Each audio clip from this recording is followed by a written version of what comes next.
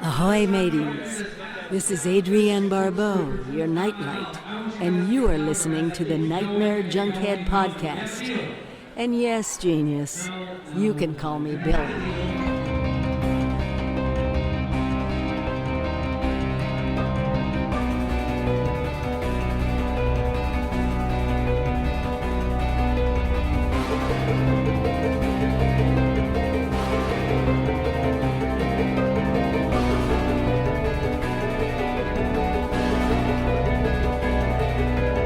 Weaving in and out of your consciousness like a bad dream you can't wake from, this is the Nightmare Junkhead Podcast, a horror podcast that somehow always messed up pop-up books as a kid. My name is Greg D. I'm Jenius McGee. And on today's episode, our celebration of Women in Horror Month takes us to Australia as we look into the filmography of Jennifer Kent. And whether or not you've been down under, you can listen into our show. Simply search for Nightmare Junkhead wherever podcasts are played. Hit subscribe, and when we drop our latest episode, it will download directly to your listening device of choice. All up in your Duke hole. And if you happen to get Wi-Fi in the Outback, you can find us out on social media. We're on Twitter at Nightmare Junk and on Facebook at Nightmare Junkhead. And of course, it is on the Book of Face where we have an events tab, which again leads to shenanigans and non-dour shenanigans. And as this episode is releasing on Friday, February 12th, Screenland Armor, they've got your genre needs taken care of indoors. And virtually.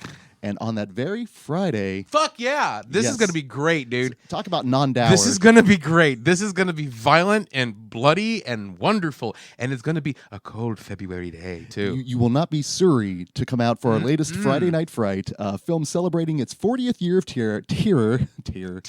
Tear.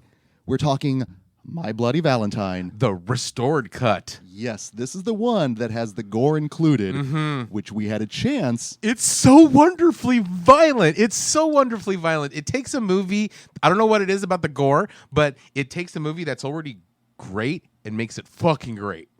Add that Canadian charm, you've got a classic that you need to see up on the big screen. And then, of course, that next Friday... Oh, yes! Dun dun dun dun dun dun dun dun dun dun dun. We're gonna have royalty. Fucking the GGP is in the house next Friday.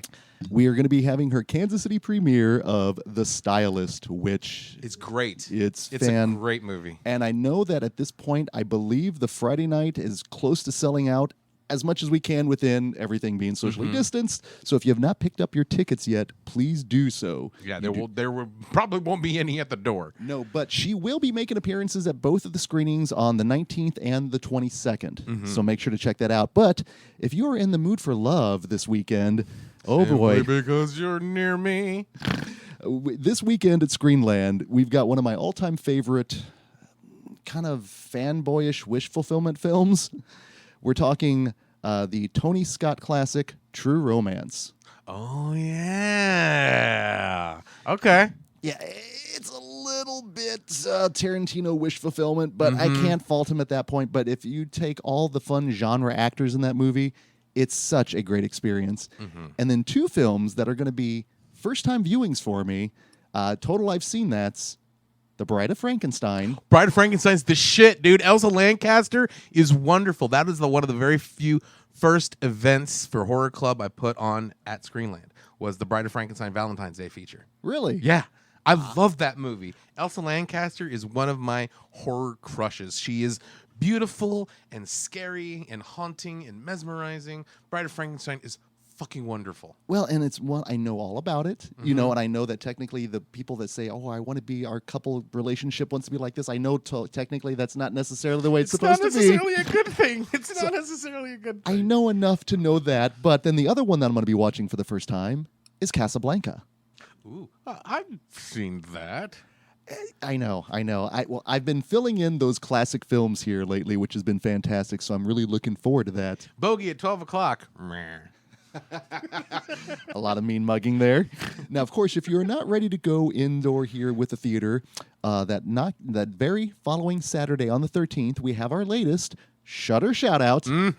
And we have a Women in Horror Month double feature, and it's kind of a total mismatch, is it not? It is breakneck mismatch, because you're going to be like, holy shit, and then you're going to be giggling uncontrollably. We're going to be starting with the film Revenge and then following up with Elvira, Mistress of the Dark. Totally opposite movies into the spectrum. We went in with good intentions with this double feature. But then following the application, now I will say this, Revenge is one that I've seen multiple times in the theater. It's going to be a first-time viewing for you, correct? Yes. Excellent. Now, Elvira, Mistress of the Dark, It's been a minute since I've seen it. it's going to be a first-time viewing for me. Really? So I am looking forward to that. It's got Edie McClure. She's a righteous dude. I also know it has one Kurt Fuller as well. Yes, it does. Jockass. So holding out hope on that. Now, of course, that is free to stream on Shudder if you have it. And if you don't have it, my goodness. Do it. What's stopping you? There's 7-day free trials. I think the shut-in code is active again. So definitely try that. Oh, how weird is that at this point? Right? Coming back around to that. Now, of course, if you would like some extra content that includes exclusive pre-show, introduction, trailer reel, and of course, scintillating post-film discussion, all you have to do is become a member of the Screenland film family by heading over to patreon.com/Screenland. And of course, that's just the tip of the tier. They have a number of things to offer you all out there. But Genius, if we're talking film family and Patreon, bellies. of course, we have some exclusive Patreon content, and we'd love for you to come on over and join our film family. Be a belly. Be a Patreon belly. In fact, if you would like to hear my thoughts on The Bride of Frankenstein and Casablanca, all you have to do is join our Squiddly Diddly tier. For $1 a month, not only are you going to get a shout out on the show, you're going to have access to the said Shudder shout out content. Yep. As well as the I've Seen That little mini episodes I put out on Monday, Wednesday, and Friday. And really, normally a Squiddly Diddly is going to cost you way more than $1. So like, Oh, no. so definitely it's a good deal. My goodness, I didn't even think about that. It costs way more than monetary supplements. I'd like to think our Squiddly Diddly market corrected the other Squiddly Diddlies out there. Right. La, da, da, da. And of course, we do have our latest commentary track where we talked Jackie Kong's Blood Diner. Hail Sheetar! Truly had a blood buffet. So if you would like to have access to that and join our film family, head on over to patreon.com/Nightmare Junkhead. Well, Genius, last week we dealt with trauma. Yes. But we dealt with it in the cozy confines of the California hills. Right, in a swingers party. Worst ways to go out, right? Exactly. Well, this week, it turns out we're going to still be dealing with grief and trauma. Yes. But we're traveling back to a place that we went to last month in the wide world of weird. Nobody's melting this time. At least not physically. Emotionally melting, yes. But nobody's like just and nobody's getting lobotomized with the drill. So this is probably one of the tamest trips to Australia we took physically. But mentally and spiritually. It was rough as shit. And it continues to be rough as shit as it is. But thankfully, Genius, we've got a guide to help us through here. Now, of course, you might know our next guest work over at the Rue Morgue magazine, ruemorgue.com, and that shelf. She is also a member of the Chicago Film Critics Association, as well as being a devotee to one George A. Romero. Please welcome to Nightmare Junkhead for the first time, Dede Crimmins. Oh, hey, everything you said is true. That is good. That is good. We have started off. Right? No lies detected. Now, before we truly start talking here, before, again, we all lay down on the couch to talk our problems, where can our listeners find you at on social media? Please plug and promote away. Oh, sure, yeah. I put just about everything I write onto my Twitter feed at some point. So my Twitter handle is Dede Crim. That's DEDECRIM. So that's just the easiest way to find me. Now, one of the things with in a normal scenario is you actually do a lot of festival work, especially here within the Midwest. I think we're really starting to get between Chicago, Kansas City, Texas. Now, there's some really good stuff out there. By any chance, have you been virtually attending any festivals? And if you have, is there anything good out there that some of our horror hounds should be checking out? Yes, I have been attending Virtual Fest this whole time. So it's, fewer hard pants involved. But other than that, it's just mostly the same things and far less beer. But I recently watched a lot of Sundance films over the past couple weeks because that fest was happening virtually. And they always have a really good, strong horror track there. Like if you look back, speaking of the Babadook, like that's where that came from. Also, Blair Witch Project premiered at Sundance. They definitely have a rich history of it, even though they're, a little having a reputation for being a little snooty. But recently, certain films that I definitely need to get on your radar. There was one called, I'm not sure if you guys heard any buzz from the fest, but called We're All Going to the World's Fair. Have not, but I'm writing it down right now. Oh man, it's like this young girl is like, she's probably like between, and she reads some sort of creepypasta about kind of like, it's like an online Bloody Mary. And if you do this initiation, you're, in theory, put in touch with some sort of World's Fair-esque world that's like a multiplayer game online where people just kind of like, it's a horror game and people freak each other out. And it's not clear if it's real. It's not clear if she understands that it might not be real, or if it's not clear that it's actually happening to her. And it's really creepy as shit. And there's like a couple scenes where it's just haunting watching this girl and you don't know what's, is it an act or what? So I really enjoyed that. It's just a lot of quiet time watching this girl watch the internet, which is, horrifying. Interesting. Anything else that we should be looking out for? Yeah, there's a new Ben Wheatley that was there that is definitely a return to his horror roots called In the Earth, which is, I saw a little excited face there that no one could hear, but Ben Wheatley is one of my favorite directors. So he's had a couple missteps, but he kind of gets back a little bit to folk horror with this one. And it's just like a hiking expedition that's a kind of reconnaissance to find a scientist who's out in the woods researching and no one's heard from her for a couple weeks, and like shit goes down. It's great. That's the kind of stuff that we like. The shit goes well, and it's when you talk about some of the snobbery potentially with some of those film festivals. We always joke that anything that's going to be more high class is going to be of the A24 variety. Yes, of the A24 flavor, and then potentially of the Ben Wheatley, we might get a little bit more of the Spectre. Give me Spectrovision. Yeah. Give me that one. Give me Raven Banner. Absolutely. Well, it was fun. It was funny at the fest because like a bunch of people, were chatting with, because as film critics are an incestuous group. We were just talking about like, well, where do you think World's Fair is going to go? And a bunch of people were like, well, I'd love to see Neon get it, but it feels oscilloscope. I'm like, what the hell is wrong with us? Like, that's just like actual conversations that we can have and that I enjoy taking part in. But like, yeah, that definitely the personality of a lot of the distributors comes out, especially as you pay close attention to fests and what gets picked up and what doesn't. Mm-hmm. It's kind of cool to see that happen actually with almost within real time at this point, just the way everything occurs. Yeah. By any chance, Dede, were you at Cinepocalypse when Veronica happened? God fucking damn it, and I wish I wasn't.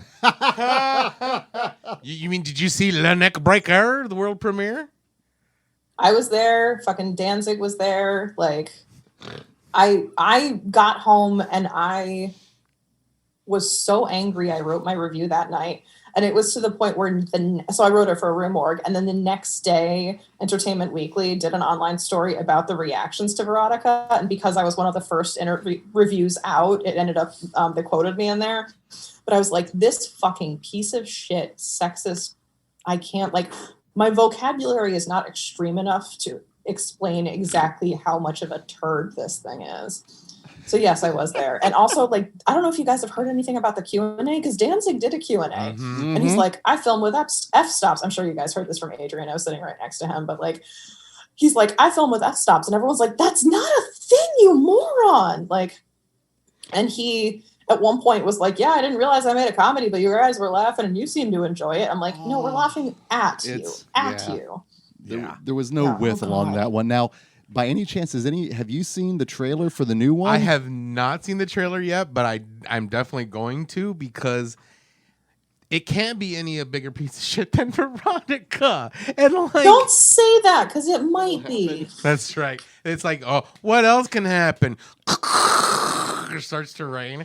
So yeah, no, I Western vampires. I'm hooked alone on the whole premise of it, because I love Westerns, I love vampires, and like something like that sounds great. But in Glenn Danzig's hand, is one going to be howdy y'all, I am the neck breaker, and just like a big spider cowboy. Spitting tobacco. Absolutely. Ting! Yeah. Do you think we'll get the Danzig cover of Crambone? Crambone. Crambone, tell your children not to walk. Bing! Like, Well, it's just like his one film basing this off of that, but I have a feeling this is going to be a pattern, feels like a bad porn parody without penetration. I totally fucking agree. We did a commentary on Veronica. No, just an episode. Oh, just an episode on Yeah, it. not a and commentary. I swear when we were watching it, it felt like there should be like a Brazzers logo at the bottom of it the whole time. Like, try not to come. One of those like fucking like porn things on there. It's like, I felt dirty after watching it, like extremely dirty, and like, no. Genius, they're coming to take you away. I know. To the funny farm. No. There's too many boobs. Yeah.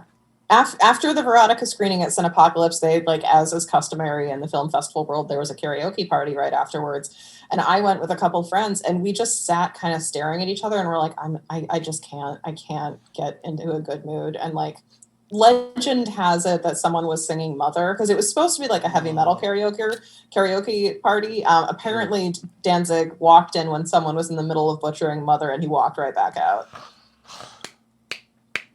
I would have liked to see that more than his film. That's karma. That's what That's what karma. that is.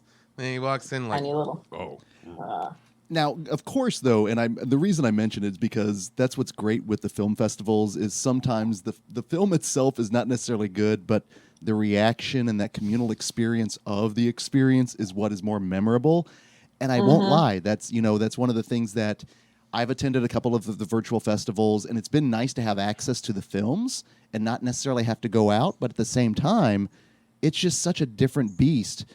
Being in a theater, even a socially distanced one, you still have that communal reaction when things happen. And it's a bummer to miss like that. But at the same time, though, I'm still glad they're finding ways to get the films out. Yeah, I'm the same. I'm immunocompromised, so like I'm not going to go into the theater until me and everyone there I know is going to be vaccinated. But that's just my situation right now. But cinema is a social act, and I firmly believe that. And for me, it was honestly a little bit of a pivot. Like, if I'm at home and I have to watch a comedy to review, like I have an issue. I have trouble telling if it's funny, because like I feel like my sense of humor is kind of sick and twisted, and if a joke doesn't land on me, I'm just like, well, that's dumb. But like, if you're in a theater with everyone else laughing, at least you can acknowledge that. Like, maybe I was in a bad mood that day, something like that. And I've watched films where I was like, oh, this is a dark comedy, and I'm like, oh, no, it was just an incompetent director. But were I in a theater, I might have been a little bit more aware of other audiences' reactions. So that totally makes sense. And again, it's something that I'm glad then that as someone that is a good critic, that is, you still have access to that, so you can still have that outlet, which is really good, because that was, I know, the biggest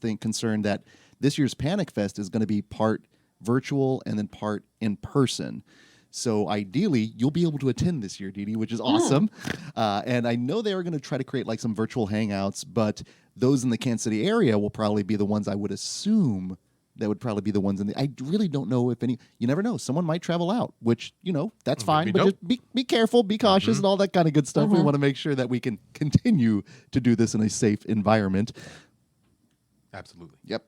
Now, and I will say, as far as those virtual hangs, like I know, certain PR people have set them up for different fests, like mostly using like the Gather platform. They're great. Like, you can wander around and see people. Like, I mean, of course, it's not the same as actually being in a bar and like getting kicked out at 2 a.m. and finding the next bar. Like, that's the charm of a film festival.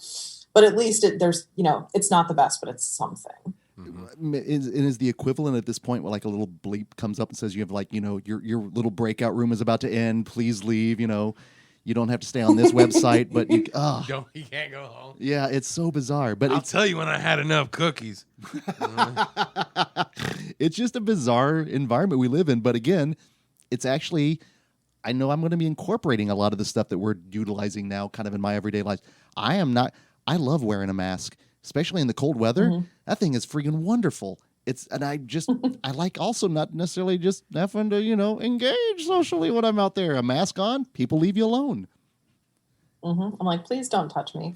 to most people like most of the time. So Oh yeah, completely. Now, since you are a first-time guest here, Dede, one of the questions we always ask of any first-timer is, what is your horror origin? I.e., what is it that got you into horror? Was it a movie? Was it a book? Was it a relative? But what was it that made you look at horror and go, this is something I can get into? I love that you guys asked me this, and I probably, in my mind, my answer is probably the most boring thing that I could possibly say, but I have a feeling you might disagree, and I look welcome to hear that.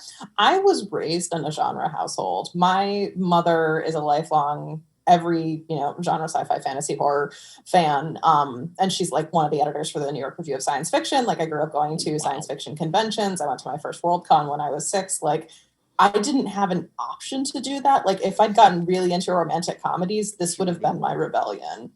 But I was raised watching all the Universal horror. I was raised watching The Twilight Zone. It was, if you're going to read something, you read the Roald Dahl witches when you're a little kid. Like, there was never any delineation for me. Like, oh, this is like a forbidden thing or something that is, slightly naughty and I'm sneaking away. Like, no, this was just what was available in my parents' house. So I went along with that entirely. So how many films did you see at a young age that you probably shouldn't have seen at a young age? Oh God. Well, this extended beyond genre to the point where, like, my dad's favorite film is The Producers. So, like, I had to be told not to sing Springtime for Hitler on the playground, like, pulled into the principal's office level discussed with me. So, like, that was a thing. And it didn't occur to, it's not that my parents were like ultra cool or revolutionary. They were just kind of like, this is on. I don't care if there's a kid in the room. And I was like, well, of course I'm going to watch it. There's dancing Nazis. Like, this is fascinating. So, in terms of films that like really scarred me, like, of course I have all those memories where like those orange guys in Labyrinth that tear each other's heads off were the most terrifying thing I'd ever seen at that age. I also have a very vivid memory. My sister, who's 2 years older than me, rented Candyman for a sleepover, and I snuck downstairs to watch it. Like, I literally like crouched behind the couch so none of her friends knew I was there. And I watched Candyman that way. And I was just like, well, this was a mistake because I couldn't fall asleep at all that night. Do you want some sweets? No. I'm like, looking back, like, there's no way they didn't know I was there. They were probably just like, no one wanted to move and make room on the couch. So I was very lucky also to have the very permissive parents. They just established early, hey, this stuff is, fantasy. It's not reality. There's a separation of that. Go hog wild. So I was watching Hard Bodies when I shouldn't have been. I was watching the horror movies and everything. Yeah. So what's funny though is I think a lot of us all did that, and ideally, I think we're all, for the most part, somewhat well-adjusted. Well, we'll get into that here when we get into our films. Yeah, we did get a lot of calls when I was 10 years old, and I showed all my friends at a sleepover a Rocky Horror Picture Show. A lot of calls the next day. Don't dream it, be it. Well, Jenius, didn't you also get to the principal's office? A lot, actually. One time, the one like there where I was accused of being a Satan worshiper was in my middle school shop class. I think I was in 5th, 6th grade at the time.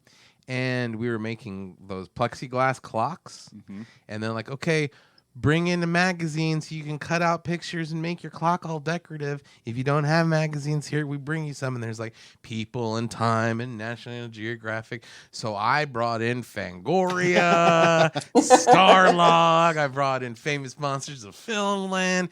And so like I'm cutting out all these pictures like Chucky was above the 12, and there was like the oatmeal monster from Cast of Deadly Spells, the 6, and there was all these different like eyeballs and throat cuts and all this terrible shit. Wonderful, awesome shit, right? And young Jenius, you need to go to the principal's office because you're a Satan worshiper and this is evil, and I will not have this. I will not have this blasphemy in my class, right? So I got sent to the principal's office, and they called my mom, and they said it was inappropriate for me to have that kind of thing. And my mom was like, he likes horror, scary stuff. He's not a killer.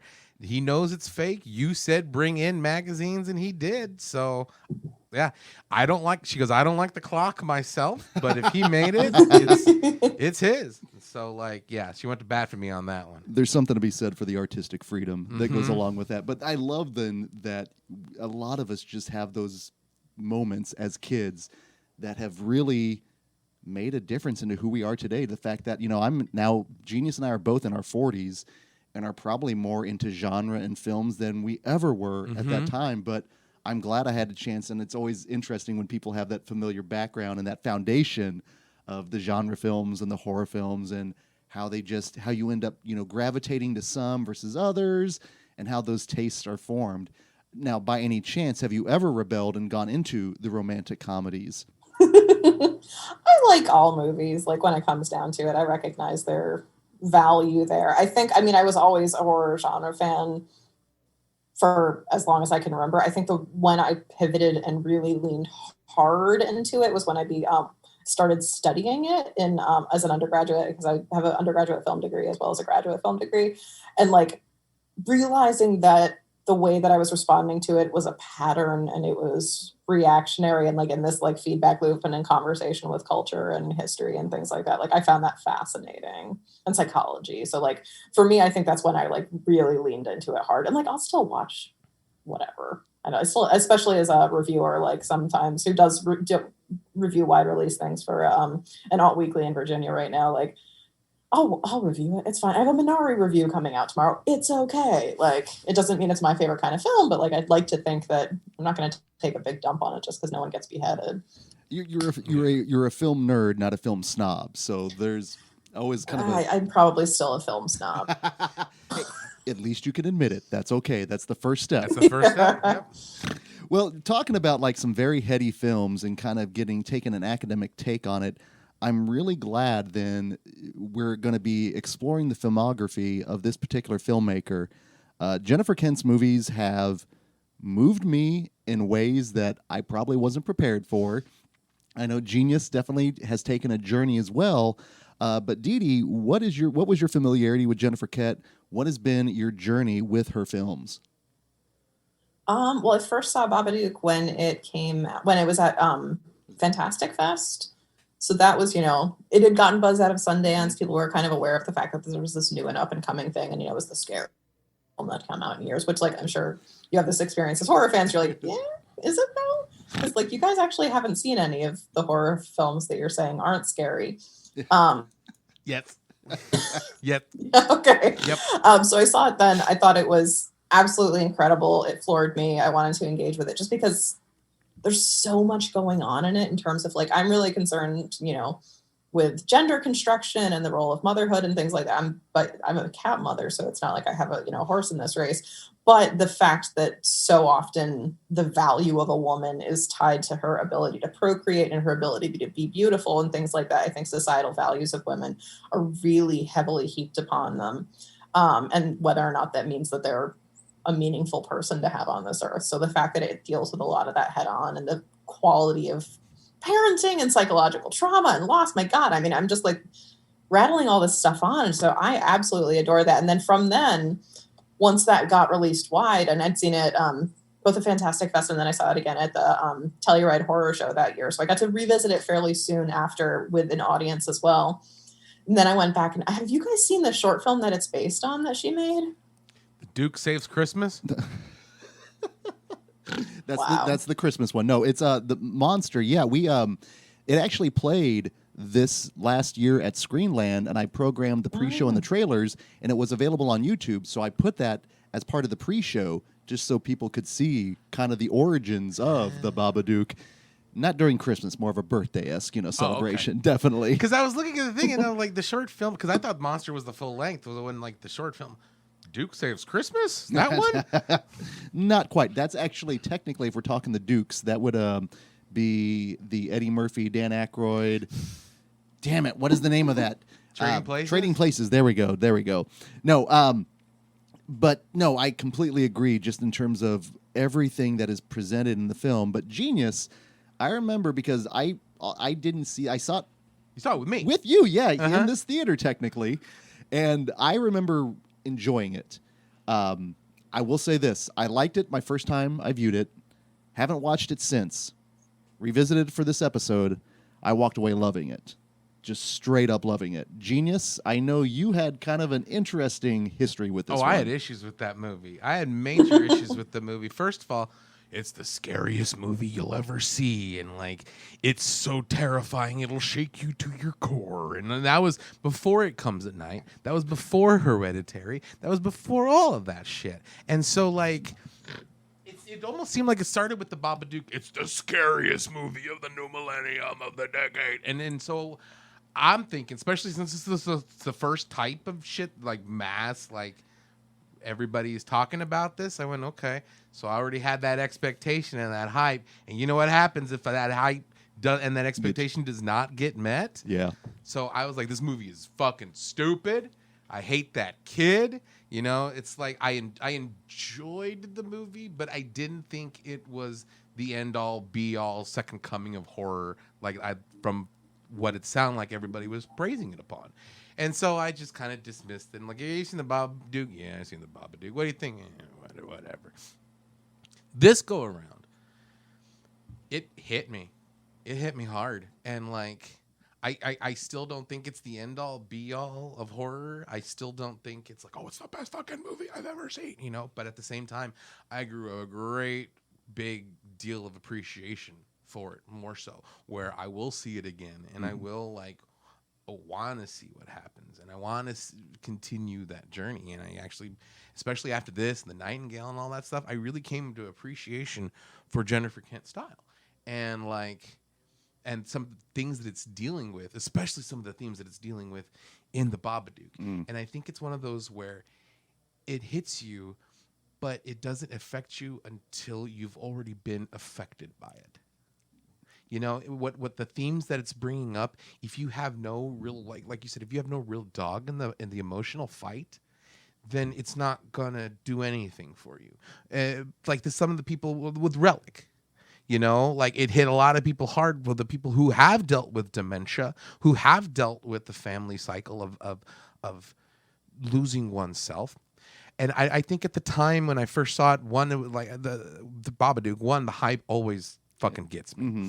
But then two, I don't think I was ready to face some of my own problems that I dealt with head on. Like, I'm not saying I'm ready now, but I know my own personal Babadooks now. I know my own personal griefs and things that are holding me down. And back then, I don't think I knew as much as I did. And so with this subsequent viewing, it definitely opened my eyes to a lot more of what she was going for. And I really appreciated it this time.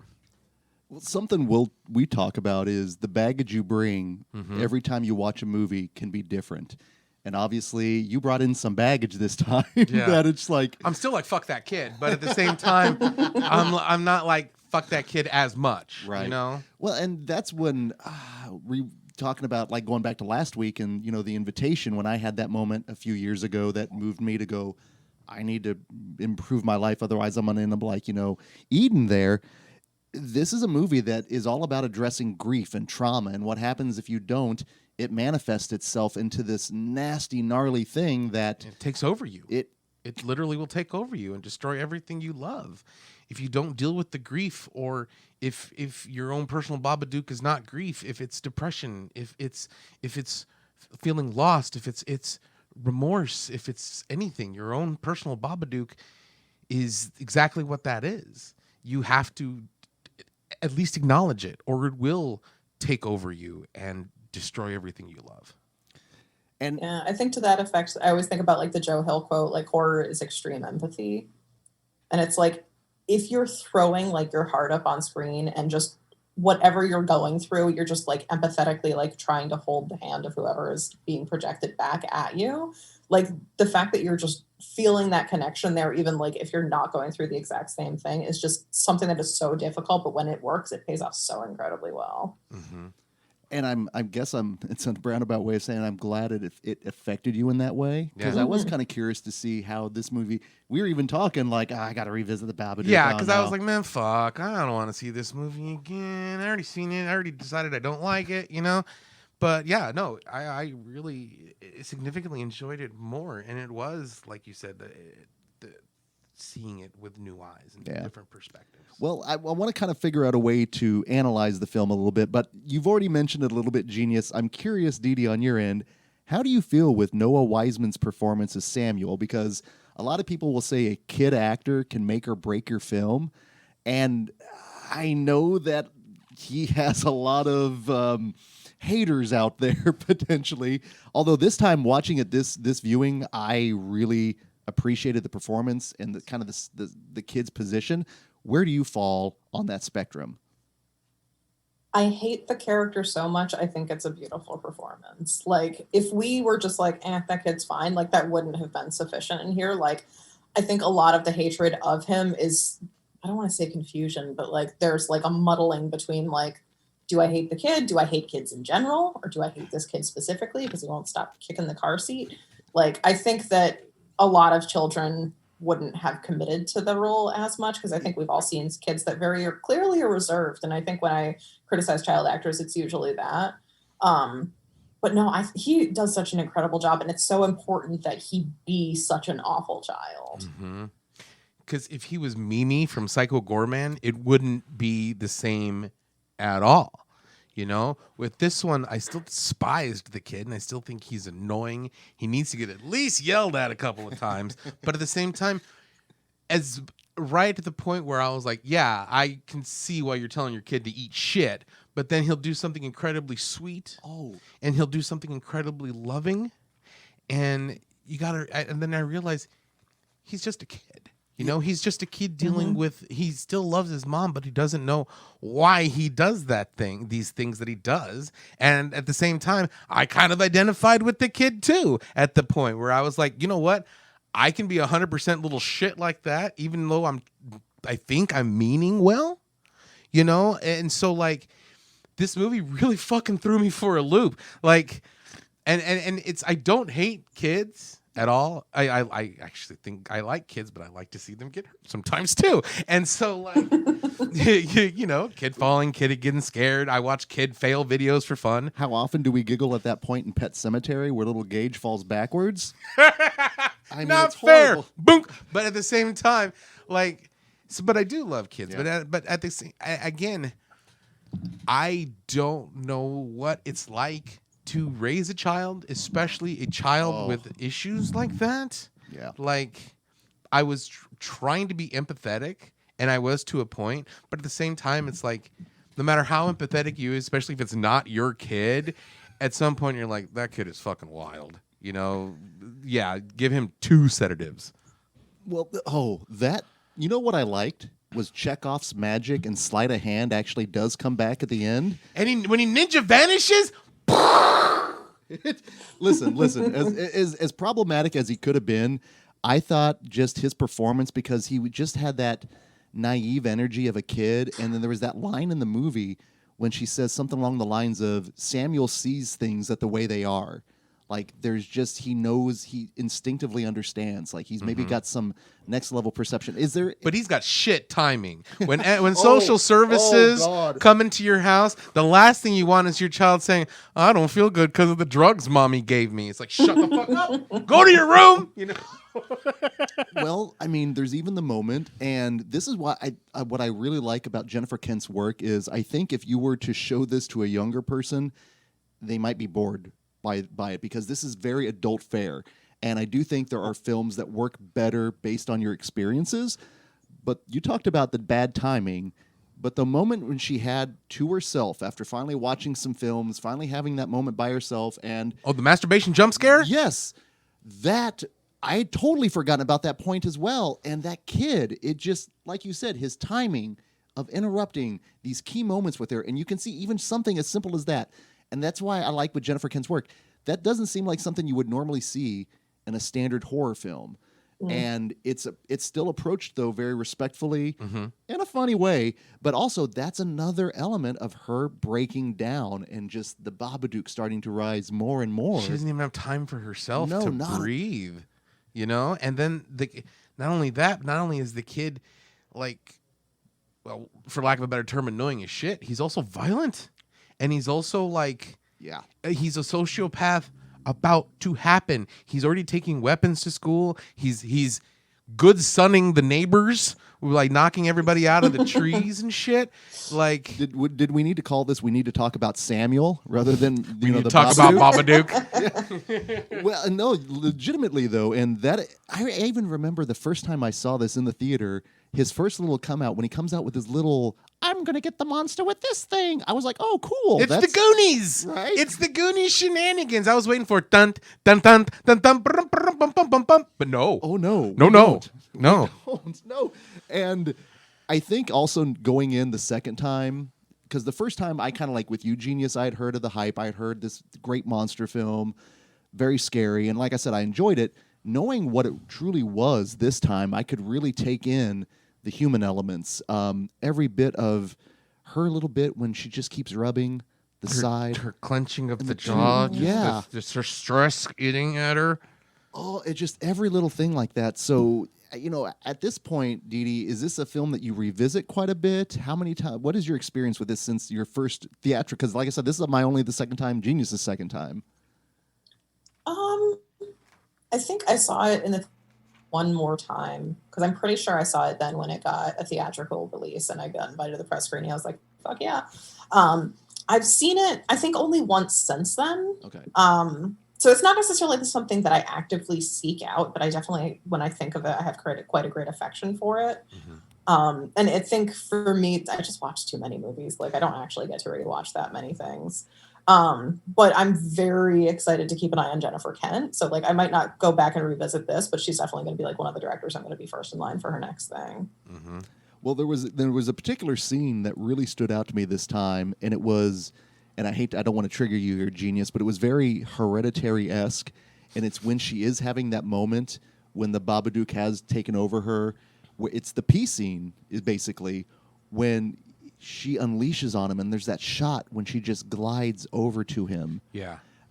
I was reacting at home watching that going, oh my God. It struck me, and then she just unloads on this kid. And I remember the first time when I saw Hereditary, and she's got that moment, the dream sequence, and she, I never wanted you, and covers her mouth, and, Mm-hmm. which you need the levity with that, because these are just such intense and just terrifying scenes. And that was the joy of this movie, was those little moments that I did not remember that first time, but then just really made such an impression on me. Were there any other scenes that stood out for you, Genius? Actually, I was just engaged in the whole movie, but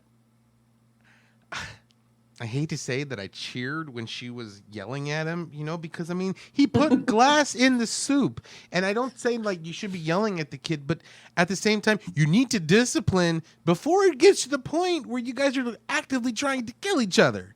And I can't fault her for what she did because she was trying her best, but just seeing her devolve into grief and sadness and everything. But I did cheer when she's at that awkward party, and that she, yes. I do help with disadvantaged women. Oh, fucking great. Way to go. I'm so proud of you. And I was like, you know what? Fuck yeah, tell them off. Because they're over there talking shit, she needs that release. And she didn't have it. And I don't know if it was her own sense to be the perfect mom or what, because that is that pressure to be the perfect parent, but at the same time it's you obviously have to know something is wrong with your kid, and you obviously have to do something, and ignoring it and placating it that's okay, he's just curious, that's not going to cut it when he's over there using his Inspector Gadget contraptions to stab other children in the playground. Well, and I think a lot of it goes to the fact that she's in constant denial of everything. Yeah. The fact that she mentions, no, I'm over it because I don't talk about it. I don't bring it up at all. And you just see that corrosive effect that it goes through. She wasn't feeding the gator. And that's the problem. It's you have to feed that gator, or you have to feed the Babadook, or it's going to eat you. It's going to just destroy you and everything you love. And she wasn't doing that. And you could see the ramifications of it to the point where she's snapping at everybody, yelling at everybody, even that poor old lady that was trying to help. Oh, yeah. Fucking mind your own business, and it's God damn. So it's heartbreaking. This is a heart fucking breaking movie. Well, and I guess we should give a little credit here to that is Essie Davis as Amelia, because she's asked. Incredible. Oh my God, her journey, what she portrays in that film, and this is another thing I think. What makes Jennifer Kent so good is her relationship with her actors and what she can coax out of them, because she's asking them to take a perilous journey, and it's uncomfortable at several points in the film. And that's what's kind of incredible with this movie, is the fact that it's uncomfortable, but I'm still like, I'm engaged and I'm going to continue to watch, which again, is that us feeding our gator at that point? I think so. Well, one of the things we haven't really touched on it yet that I love about the film is the ending. Like, I love horror films that acknowledge that you can't go back. Like, you have to reset the status quo. Your life is never going to be okay again. Like, I do get frustrated when, like, at the end of a slasher, they're like, you survived. I'm like, yeah, but they're fucked up for the rest of their life. Like, and then you maybe get like Halloween 2, like you get the Rob Zombie sequel and you actually see how this affects the rest of their lives. So, like, I do appreciate the fact that, like, it's not denying its own roots of acknowledging the lasting effects of trauma by having the ending be like, and then we're fine. Like, that's not the case. Their entire lives have changed because of this. And of course, because of, all of the traumas that have come up until that point. I loved the ending. I really, really did, because you will never get rid of your demons. You will never get rid of your demons, and you will especially never get rid of your demons if you ignore your demons. If you know what is fucking you up, that's like, and you can say like, okay, look, if I don't deal with this, it's going to just tear me up again and again and again and again. So like you said, it's a happy ending, because yes, the monster is still around and she has to deal with the monster, but that's more true to life than like any other type of horror movie. It's way more. The only other movie that has an effect like that would be like the Saw, because at least we know what happens to Amanda throughout the thing and how the Jigsaw ordeal did change her. But this isn't like, we never find out what happens to Annie in Halloween 2, or not Friday 2. Oh yeah. And we never we never find out what happens to any of the survivors. But in this one, we realize, okay, their life is changed, but at least they can deal. At least they acknowledge that there's something awful in the basement. And even the kid's like, I want to see it. And she goes, not until you're older and you can handle it. But at least you know it's there. So the whole using the Babadook for grief, postpartum, whatever, it was great. And her like, just not obliviousness, but just like obliviousness to the rest of the world when she's driving the car and he's kicking. And I was like, oh my God, is this what happens? Like whatever happened to Aunt Diane or something like that, where you hear about those women who just decide to drive off into the river with their kids. Like, is this what happens? Because I can see it, And so like the movie made significant more amount of sense this time. Well, and then also knowing now that Mr. Babadook, or Babadook to his friends, I guess, knowing that he doesn't play a big part, were you better off with that then? Yeah. Okay. Because especially like, I think one of my main beefs is like, well, if he's going to be this big scary monster that's coming out of nowhere and at the very end, we should at least be able to see the fucking monster. But then now I'm like, you know what? Our own personal monsters is what that represents. That is a Rorschach monster. And I like that aspect of it. It's your own whatever you bring into it. Because, like, I can guarantee you my Babadook is going to look a lot different than anybody else's other Babadook. I especially I think it's going to look better than, like, some dude in a top hat. Because, like, he was creepy when he was crawling around. But when he was just standing there, I was like, okay, you got a top hat. I'm thinking Danny DeVito, the Penguin. And I'm thinking, like, just, like... sexual magnetic attraction, And so it kind of threw me off. But then when you see just the shadows and the demons, I was like, okay, that is genuinely terrifying. What were your thoughts on the actual monster design of the Babadook? Oh, I thought it was incredible. To Genius's point about him being like a Rorschach test, like the fact that on a rewatch you start seeing him in places that he probably isn't. Yeah. Like, I find that absolutely fascinating. And the fact that it is so innocuous, like, yeah, it's just a dude in a top hat with like pointy, weird ass fingers who moves really unnaturally. Like the fact that he's a humanoid, but it's kind of in the uncanny valley because he doesn't really physically move like a human. Like, that's so unsettling to me. Yeah. But just the fact that, like, I mean, just like our trauma and our grief, it's following her everywhere. Like, that's terrifying. Yeah. I don't know. It's kind of like a London After Midnight like thing for me more than The Penguin. Not that anyone's seen that movie, but we all know the pictures of it. Yeah. I don't know. Maybe I have a thing about guys in top hats, and I do not want them following me around. You know, a lot of the films we watched last month probably launched 1,000 fetishes. I love guys with top hats. I just want to be like, overture, curtain lights, you know? Like, the only thing would make it better if that kid would have snatched that Babadook's hat and like pulled a rabbit out. Well now, wow. Actually, I didn't think we needed a sequel technically, but if we get the further adventures of Samuel there, oh my God, I'm going to bring out my assistant, Mr. Babadook. What do you think?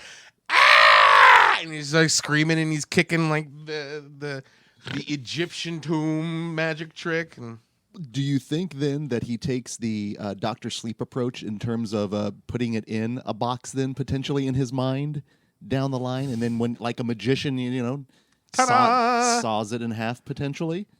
I do appreciate the fact that this movie is a film that is going to be different to different people, and again, depending on the moods and their change. It's a transformative film. It's one of those that I've really grown to appreciate more and more, even thinking about it now, and just conversing and just seeing its effect on other people as well. It hit me hard. I mean, harder than I expected it, especially going in thinking like, ugh, you know, but like, and coming out like, God damn. So a couple of words of warning on this one, and 2 bits of trauma that I always have issues with. And they come back to back, and that's what I totally forgot, is first and foremost, there is some dog trauma on this, and teeth trauma as well, or specifically tooth trauma. And that was a back-to-back one, and I was like, God damn, with the dog. And I'm like, God damn, with the teeth. Was not ready for that. And just that moment, the book itself, that second iteration that comes back, that gets more graphic with the pop-ups, I grew to appreciate the production design in this film, the sound design in this film, that scuttling and scurrying he does. With a good sound system, that stuff is next level. Well, but it was great in the music because it sets up, and it's all very scary. And then she'll close the lid and everything stops. And that's like her like saying like, I'm not thinking about it anymore. I'm out. Meanwhile, that music is still playing in the background. You know, it's again, she's not feeding the gator, and that. I thought it was brilliant the way when she would throw it into the trash or whenever she was just like, I'm washing my hands of it, the music, the scary music just absolutely stopped, even if it was mid-scene or anything. And I was like, I see what you're doing. I like what you're doing. I like that. I like that whole like metaphor and the fact that it's coming back. And you're not going to get rid of the background creepy music, and you're not going to get rid of the Babadook. Did any of you grow up with those pop-up books by any chance? Not the scary kind. Not the Babadook kind, but I actually had one for like Star Wars that was actually really freaking rad and not difficult to utilize, but I never thought I'm like, I literally would break them because I'd get so excited and like, you know, this is where we need an alien pop-up book. With the chest burster? Or just I'm thinking about that. There's one where you open it up and it's actually Jonesy that scares you. You're like, oh, okay. Untapped potential in this market. No, my books I had a Sesame Street one that was fucking rad, and it had the ones where you could pull the tabs and stuff, but I always wound up pulling the tabs out because I went too far, like, hey, open the door and you'll see Grover, and open the door, but I ripped the door off the hinges and I'm like, oh, you know, that's still a problem I have to this day of I'm not necessarily ripping the doors off hinges, but opening the door too hard or like pulling tabs out too forcefully or something. So you're a man of passion and strength, Genius. We appreciate that. Final thoughts before we transition from the suburbs into the outback here with the Babadook. I like the fact that she was honest with the doctor. That seems to be the only person she was really honest with because everybody else she was putting on that fake front. But with the doctor, she's like, I really need help. I really need this. She actually has a line in that scene where I believe it's like, I'm not coping well. And she finally addresses it, which is wonderful. But even addressing it that's only the first step. It's, then you have to deal with it. Then you have to go through that process. And yeah, I'm curious to see how that takes. But isn't that good, though? That's kind of the value of therapy, is that objective, third party that's not going to judge you, that's hopefully going to try to take care of you. Mm-hmm. Yeah, I agree. And also, I really appreciate when women on screen are allowed to be flawed and complicated. Like, and she's not even trying. She's just trying to get by. Like, she's not trying to have dinner ready for her husband when he gets home and wear pearls and stuff like that. Like, I mean, I feel like there's the whole I don't know, you're either a saint or you're a whore when it comes to women. And this shows just how messy that is and how she really wants to be a good mom, but she's not just a mom. Like, she's got other shit going on. Like, she's got other things that are on her mind. Like, her child is not her only focus. And that was refreshing as well. That entire scene when she takes the afternoon off from work, and even the way it's shot, it just seems like dreamy, and it's just that moment she has to herself. But then my anxiety kicked in. 10 missed calls. Oh God. Yeah. Again, little bits of the film I forgot. I was like, oh no. And then that whole scene, it just, again, there's these little bits and pieces of these everyday things that I'm pretty sure people have experienced before. Everyday Let me ask you this. Is this a film that you could show the normies out there? I think so. I think because it's not overtly gruesome. Mm-hmm. It's not overtly violent. Mm-hmm. And the themes of dealing with grief or whatever your issue is universal. Yeah. Yeah. I always find that people often, when they say they don't like horror, they just don't like gore. And we all know, people on this call, that those are not always one and the same. The Venn diagram is pretty broad there. So, yeah, I don't know.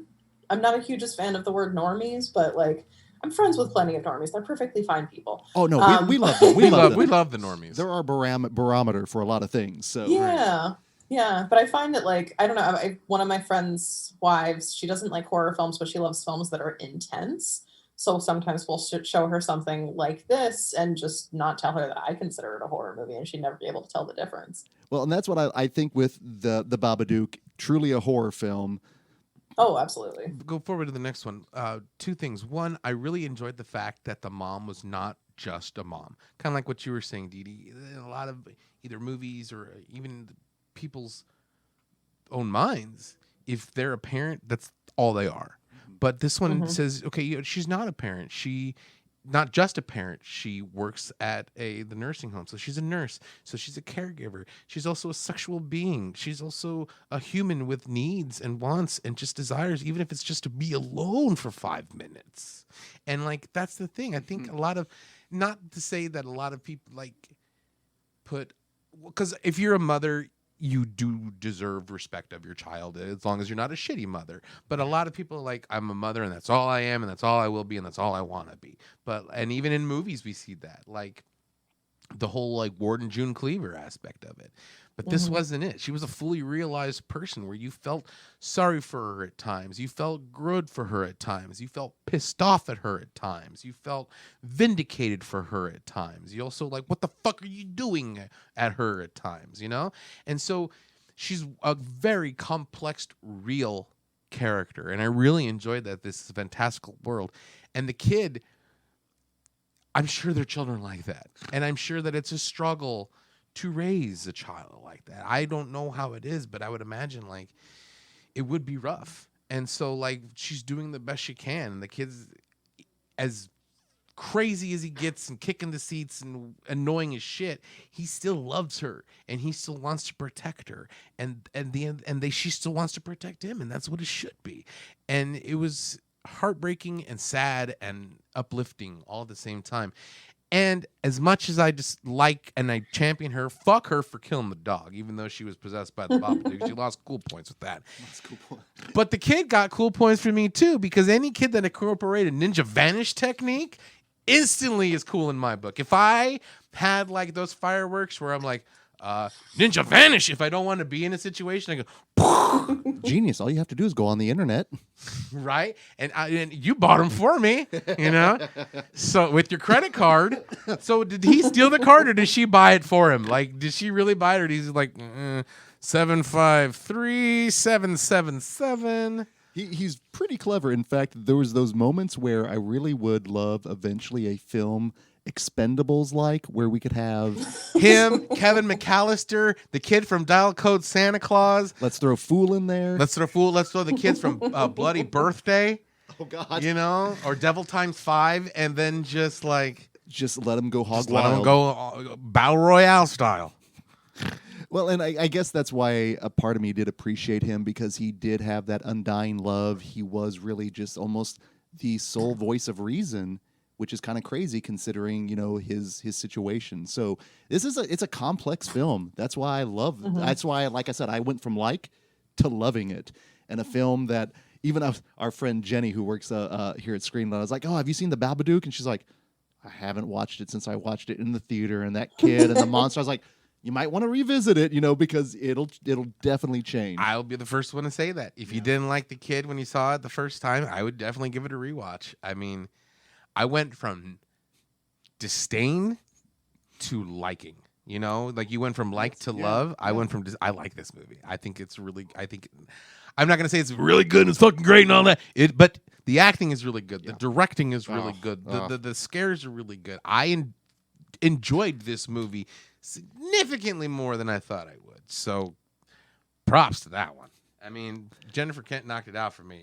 The fact that makes me pull a 180 like that. Yeah. Yeah. Well, that's in the way then thank you, Dede, for having Genius get a chance to revisit that because I think, much like how The Invitation did for me, ideally, I think this might be a transitional moment for you, my friend. I hope so. It will. It will. We're going to make it. We're going to make it. We're going to make it. Now, I'm not putting this off, but man, oh man, you talk about hype with movies. I remember the Babadook's hype, and it didn't really affect me too much. Yeah, I was like, I also remember the hype for her next film, and had heard of scenes in this film that when we were screening it here at Armor, they were putting up some trigger warnings at the beginning, and it may have been because of that, because the revenge genre, I enjoy the films, but there's an issue of, is the revenge satisfying for the audience or is it satisfying for the character? And then the complications that come from that. And I went in, it took me a long time to get to this, but I'm glad I watched The Nightingale. It was brutally beautiful, but it's one of those films that I don't know if I'm going to be able to take in again in quite some time. And if I do, I've got to prepare myself for this. This has become one of those films that I need to work up to because, man, oh man, was that tough. I don't know. Dede, what was your experience with that? Oh man, apologies ahead of time. I have only seen this film once because I did not want to bring it to myself to watch again for catching up before this episode. But I saw it at the Chicago Film Critics Film Festival here in, I want to say 2019, I believe. Like it was, before it got its theatrical release. It did have a trigger warning ahead of it. And so I know that, we've talked about Genius getting fucked over by having expectations going into a film. Before I see something, I try not to read anything about it. I do not watch trailers as a personal. I haven't watched them intentionally in years, and I actually once had a very weird date where I had to flee a theater when they started showing trailers. I came back. But I try to not have I try not to have my value of a film measured against expectations. So I just knew it's a Jennifer Kent film. She makes horror films and I like those.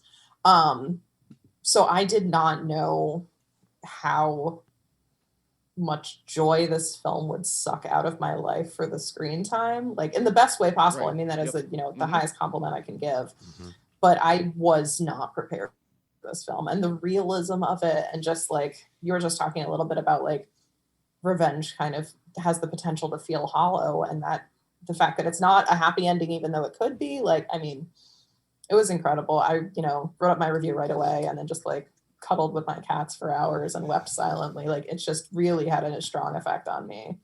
How did people react in the theater? Because we talked about the theatrical experience is totally different from an in-home. Did Mhm. did anyone walk out? Were there visceral Many reactions? people walked out. Okay. Many okay. people walked out, which was shocking. Like, I don't know if you guys are familiar, like the Music Box Theater in Oh. Chicago. Like, it's an amazing theater. They show really great stuff. This is during a film critic run film festival. Like, you're gonna have to expect some interesting stuff. They had a trigger warning ahead of time, and throughout the film, people were leaving. And especially after, the first rape, a lot of people were like, I'm not going to be into this. And then the fact that has to be qualified as which number rape it was, like, and they didn't even get to see that, like, infanticide. Is that how you pronounce it? Like, yeah. So I think, with the exception of Neon Demon, the most number of people I'd ever see walk out of the theater happened during this. Wow. Yeah, that's Jenius. I didn't hear any of the hype. I mean, like, I knew with Jennifer. Here's the thing: when there's like from the maker of the Babadook, and at the time I was like, pass. So like, when I'm not interested in a movie, this, as they say in German, this is sausage to me, right? So like, I have no stake. So I was like, okay. I actually watched Nightingale before I watched the Babadook. Oh goodness. Right? So like, I was like, all right, well, let's see. I'm gonna go in thinking like, okay, putting this is from the maker of Babadook aside, Right, you're and biased. just watch this on its own merits.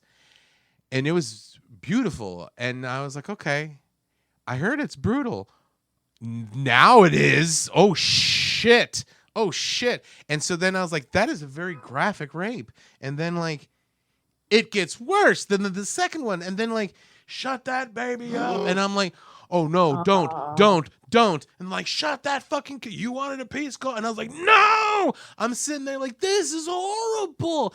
And I'm just like a gasp and just like, no, don't.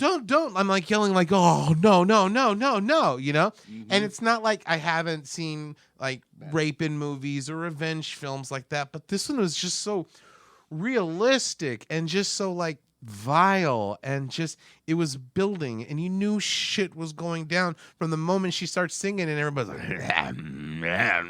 you're like, god damn, this can't end well.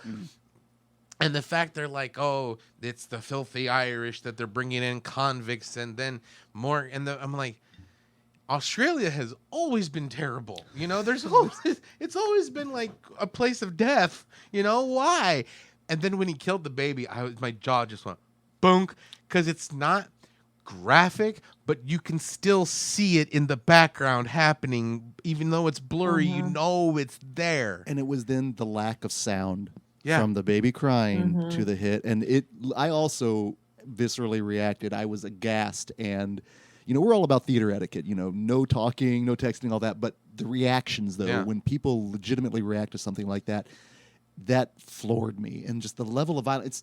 It's a period piece revenge film, which the authenticity, which I always appreciate in a period piece, I appreciated in this one. But then that level of realism with the brutality, that was just such a tough watch. And knowing the toll it's going to take, and then realizing, oh, this is another film about dealing with grief and trauma. And Jennifer Kent has got a thing. And let me tell you something. The two films she's put it through, it's a good thing, because It's a good bad thing. It's a good, yeah. Well, it affects you. I mean, it truly does. And I think if they would have went I think she did right by having it kind of blurry in the background, because if it was off screen, it would still be effective, but not as effective. And if it was in your face, it would have been exploitive, and it would have been just like, okay, I'm out, I'm done. But the fact that they did it where you can't ignore it, but yet it's not in your face, that was a very awful tightrope walk. Yeah. And a successful awful tightrope walk. Let me pose a question to everyone. Do you think that balance is achieved because she is a woman and she's not going to necessarily exploit it? Does that come into play? I see her role as a female director taking place more in her characterization and their interactions than necessarily like whether or not she cuts to seeing like the baby's head. And yeah, I mean, I do think that like I would like to think that a male director could handle it with the same level of grace, if we can call it that. But I do think that like so much of the film is crawling into this horribly traumatized woman's head and seeing how she reacts to things. And I do think that a female director had her own take on it that I'm not sure that a man would have. That's fair. That's fair. And that just was one of those things that I was thinking about because we had not a disastrous screening, but we did a Saturday night sleazy double feature many moons ago where we screened Class of 1984 and Reform School Girls.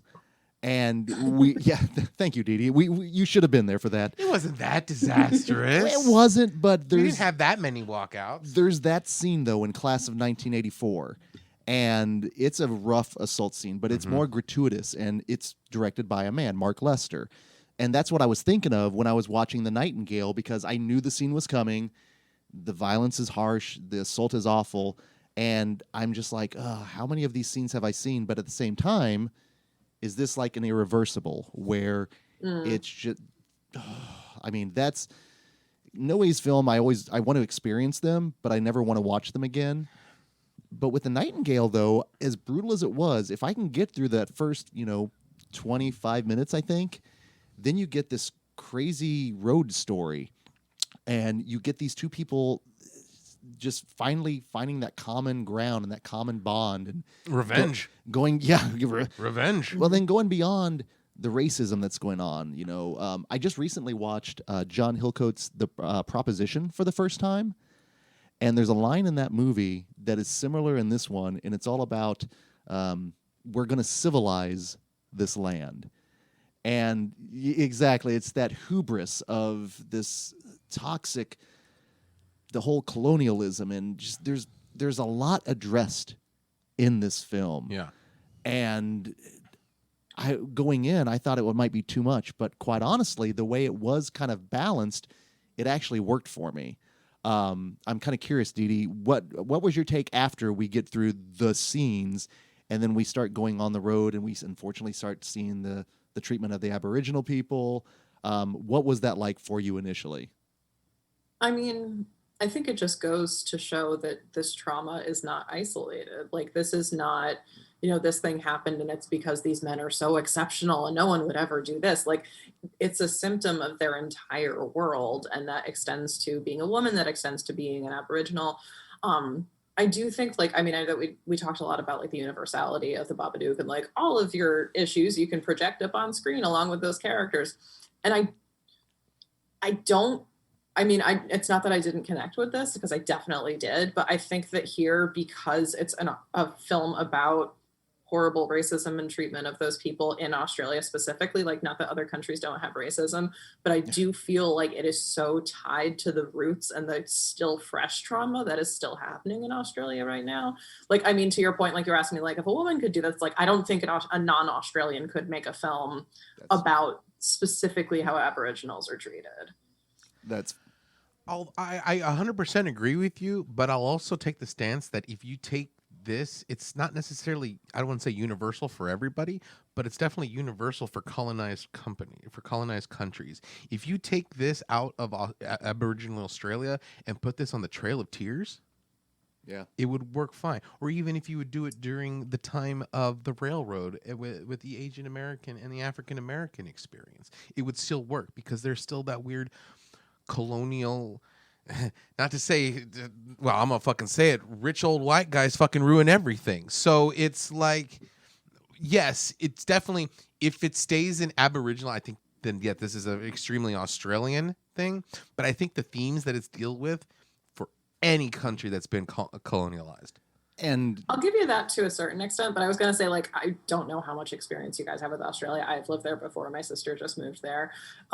Tasmania is a very specific thing, and they're referencing very specific things. It's not that you were not getting a colonial vibe here, but like right now, if you picture, like, Tasmania is like Appalachia of Australia. Like, even Australians make fun of it for being backwoods and being impoverished and things like that, even though it's actually not that bad now. Like, that, those are some of the references that Jennifer Kent, I feel, we don't need to understand in order to appreciate it. But if you do have that reference, the depth in which they're kicking these people while they're down just kind of amplifies. Yeah. Interesting. So like almost like a cultural Easter egg of a sort. Yeah, but not In a even weird an Easter way. egg. It's just like it's like if we made a movie now about some guy who went to Florida, that would have so much more meaning than if he went to anywhere else. So it's kind of like, yeah, you can still watch it and you can still appreciate it and you can still definitely draw a lot of ties between this and all of the people that the English fucked over for millennia. But very specifically, the reference within Tasmania there does have weight, at least to Australians. And the fact that she is an Australian, like that means that weight is there intentionally, I think. Completely. Well, and absolutely. then even looking at the performances here, the two leads, Aisling Franciosi and Bekali Genenbar, I'm hopefully pronouncing that correctly, as Mangana, excuse me. Again, fantastic. And given the material they're forced to work with, this goes back to kind of like in kind of what you were talking a little bit, Dede, about Kent's her relation with the actors. The stuff they're asked to go through in this movie is it's traumatizing. I mean, just even looking at the filming conditions. Hell, all the characters, even that little boy. Oh my God. Oh. Again, first time viewing, I was not expecting that. I probably should have anticipated based on that guy's previous actions. And even when the revenge truly hits, like when Claire finally kills the soldier, she doesn't have the moment of catharsis that I think that she was looking for. And even as an audience member with these films, like with John Wick, and again, totally different films, but when he's getting all his headshots, we're rooting for him. Like, yeah, kill that guy who killed the dog. But I guarantee there are probably some people that were rooting because these are bad men. Like, we want to see them get their comeuppance, but at what price to our protagonists that we don't want them to get even further broken? They're already expressing these horrible things. And then again, talk about not having kids or anything. I've never killed a person, and I know that I anticipate that the trauma of that would probably be horrendous. So even though she finally was able to kill the guy, you could see it.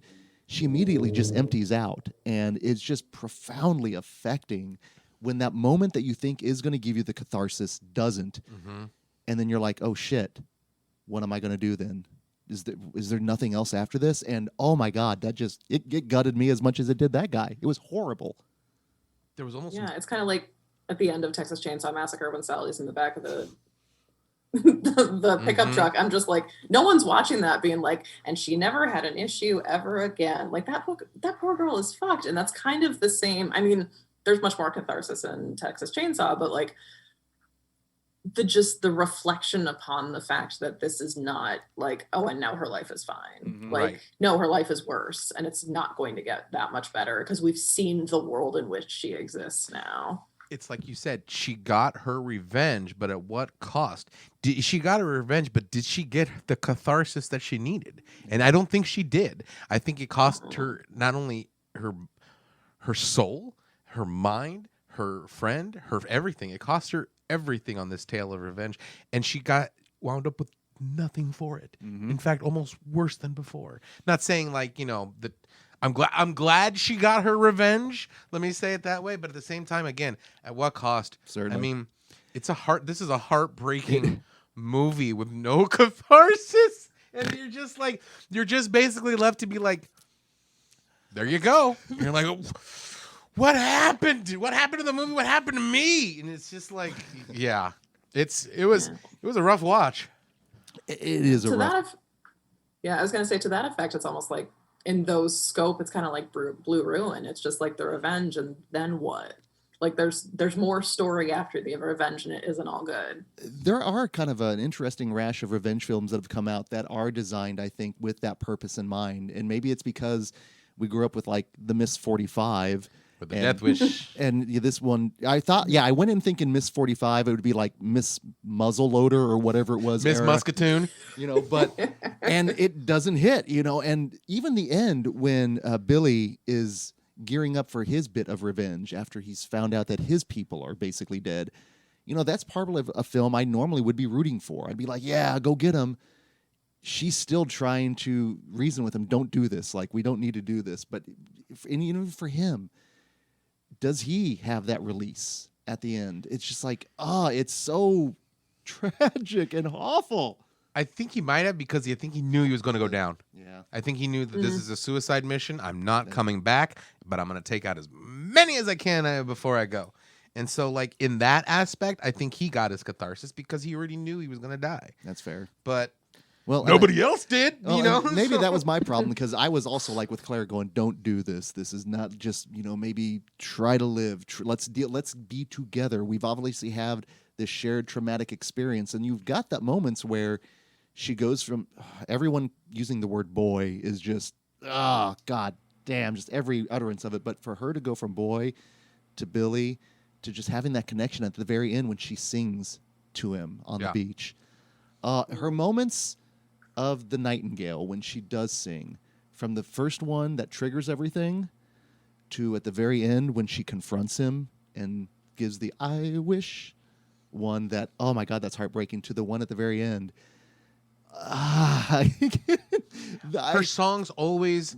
They're like, in horror movies, the killer is coming when the dark clouds start coming in. Some terrible shit's about to happen when she starts singing a song. And it's just like, because after she sings, horrible, horrible shit happens. Mm-hmm, mm-hmm. Now, but I love the scene when they're sitting together and Billy was like, I don't know why you think you're trying to placate me. You're just a white woman. Nobody's going to give you, you don't care. And she goes, I'm not a British white woman. I'm an Irish woman. And we've been shit on just as bad. And so they find that common ground where they have a common enemy, where like, again, old rich white people fuck up everything, So like we do. That was a good thing to have. Like no matter what you are in life, no matter who is oppressing or berating you, it's not a cold comfort, but you're not the only one that's getting shit. No. And you can find common ground with that, and you can have a common enemy. And I think that's something that we're seeing nowadays. That's something that we're seeing, like when it's not just African Americans that's being persecuted. It's also the poor. It's also the Mexicans. It's also women. It's also everything. We all have these common issues and these common demons that we're fighting. And it wasn't until they worked together and they realized that they had these commonalities, not only in situations, but in the ones who are fucking them over, then that's when they, okay, yes, we can do this. We can do this. Again, at what cost? But again, it's not until you find that common ground. And that's another, I think, a lesson in this movie that I really enjoyed. Mm-hmm. Completely. It's celebrating our differences, but enhancing our commonalities. Yes. And honestly, especially in the pandemic. I mean, this is a worldwide global pandemic that is affecting everyone. And this is one of those times when it would be wonderful for us to come together somehow.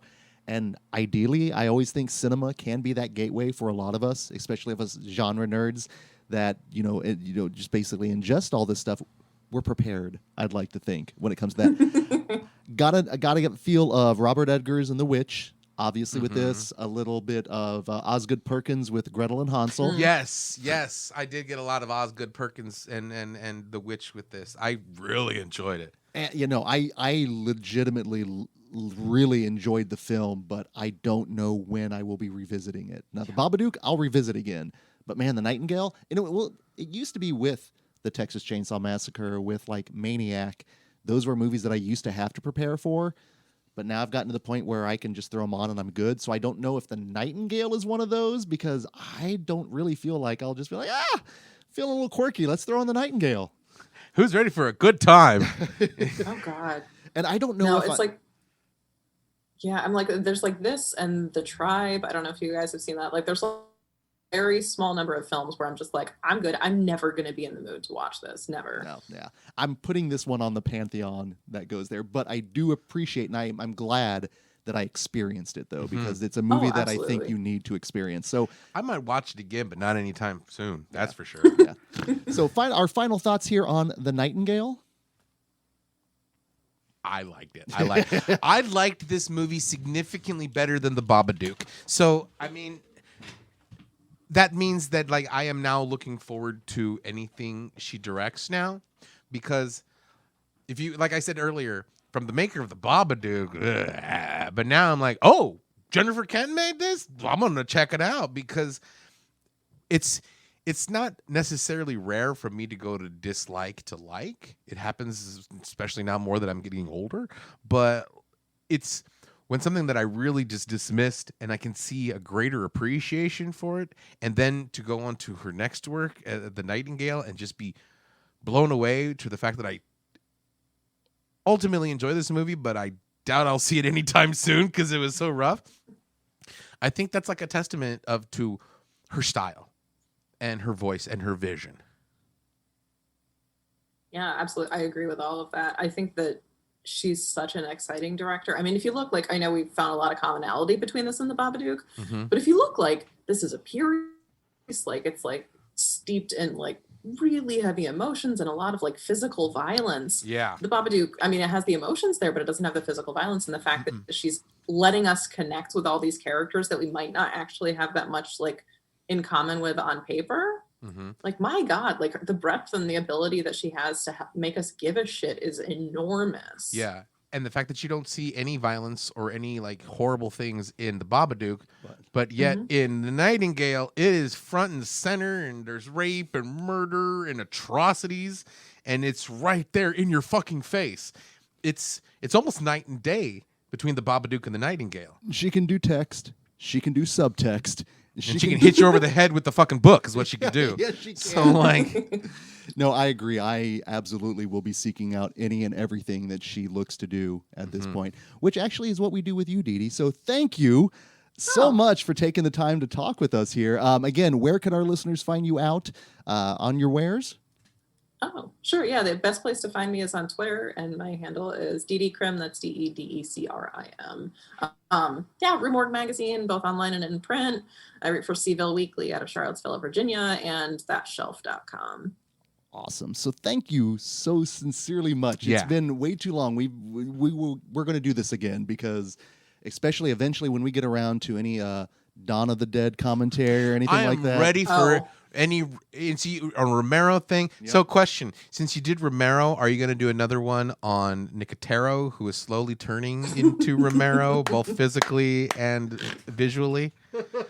Oh man, he kind of is, isn't he? Yeah. No, I don't think so. But I do love him in Day of the Dead, where you can see like little baby Nicotera. And I will say, like, if you want to have me on for Dawn of the Dead, like, I did an 1.5 hour interview with Richard Rubenstein. Like, he invited me to his tree farm at one point. Like, I am on it for you guys. Richard Rubenstein is the shit. Like, his Snap. TV work is amazing. He's incredible. We will talk off air. So, again, we are going to be next week bringing in another one of our favorite women in horror to talk their favorite women in horror. So until that time, this is Greg D. I'm Genius McGee. And we will see you in your dreams. Babadook, dook, dook.